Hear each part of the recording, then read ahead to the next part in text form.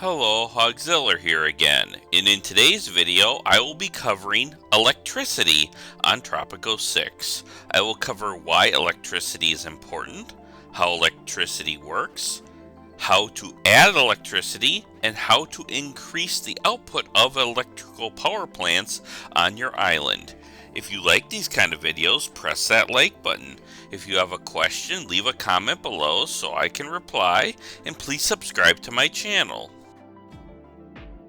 So first things first, what is electricity? Electricity is what makes some of your buildings work, and without it, they are just a giant paperweight. For others, electricity allows for certain upgrades to make the buildings more effective. For housing, it means a higher quality and higher happiness for your population. How does electricity work? Each building that requires electric will show a value on the build screen as shown here in order to properly function. The amount of electricity you get is based on the number of employees employed at non-windmill power plants, so the more employees mean more power. Places like the coal power plant will require coal in order to function, and the nuclear power plant will require uranium to properly function. How do you add electricity?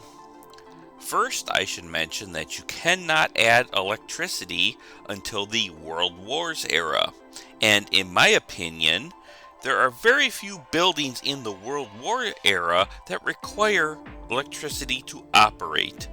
Really, you should worry about electricity starting in the Cold War era.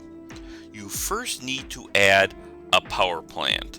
In this example, you can add a coal power plant which creates this circle. Any building that requires electricity that is within this circle will function properly because it'll be powered by electricity. What if you need that circle or area expanded? Then you use the electric substation. The electric substation will extend the range of that power plant as long as the circle of the electric substation overlaps the power plant circle. How do you increase your electricity output? Well, you could build more power plants, but if you can't, there are a couple other ways to increase your output. For all power plants, you can increase the budget, which will increase the output if you are on the fringes.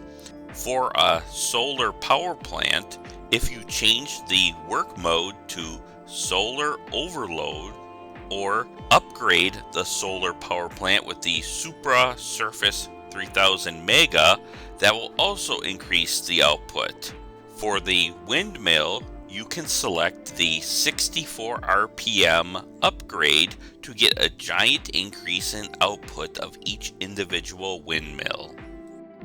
If you can't increase your power through the previous items mentioned, maybe you can reduce the power needed by the power plant by applying upgrades to certain buildings.